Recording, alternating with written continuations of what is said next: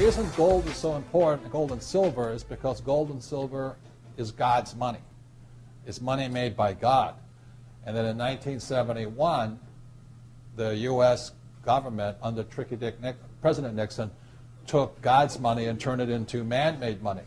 Never in the history of the world, this is the thing, never in the history of the world has this ever happened. In 1971, the U.S. and Nixon convinced the entire world to replace gold and silver with paper money. This stuff. Cash is trash.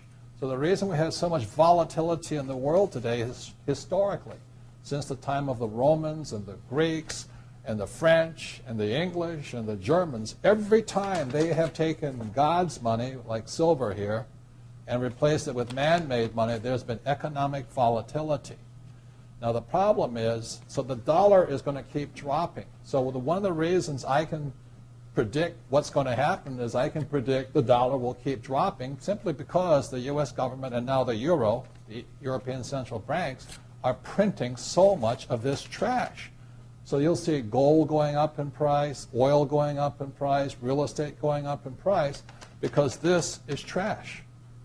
So that's what happened in 1971. Has happened throughout history. And the reason this current election doesn't make any difference is the only person that can put this back in place is a strong, charismatic leader. People like Julius Caesar, Napoleon. That's why they were such great leaders, was they actually replaced this with this.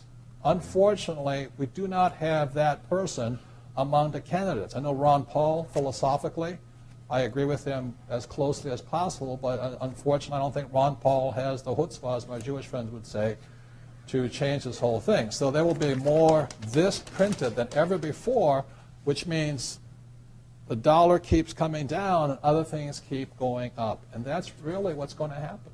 It's predictable. And eventually this will go to its true worth, zero. So all of you savers out there and people trying to save this trash, you're going to lose big time. To me, I've been saying this for a number of years now, silver is the biggest opportunity I have ever seen, bigger than real estate, bigger than anything else. And silver, as we're talking today, 2008, is about $15 an ounce. Mm-hmm. There's less than 10-year supply worth of silver on planet Earth. The difference between gold and silver is gold is hoarded, silver is consumed.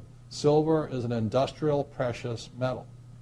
It is used in cell phones, telephones, computers, electric lights, everywhere. The more information age we become, the more we use silver. And what Michael is saying is that stockpile is at all-time lows, and they're not discovering much more. Poland has about 25% of the world's silver, so you can buy real estate silver in Poland. But anyway, so when people say, Mexico too. Yeah, where am I investing? I say, I'm investing in the world. I say, what do you mean by that? It says, I'm investing in a metal that is consumed throughout the world. So I buy a little gold, but I've been buying silver. Kim and I have been buying silver since it was about $4 an ounce. And we stockpile it, we buy ETFs, we buy anything we can in that stuff. And then, it was, what, $7? Then all of a sudden now it's 15, and we're just watching it. It is not crystal ball. It is not about, the stuff on television. It is pure supply, demand, economics, fundamentals. As I said, there's 2 billion people wanting the Western lifestyle.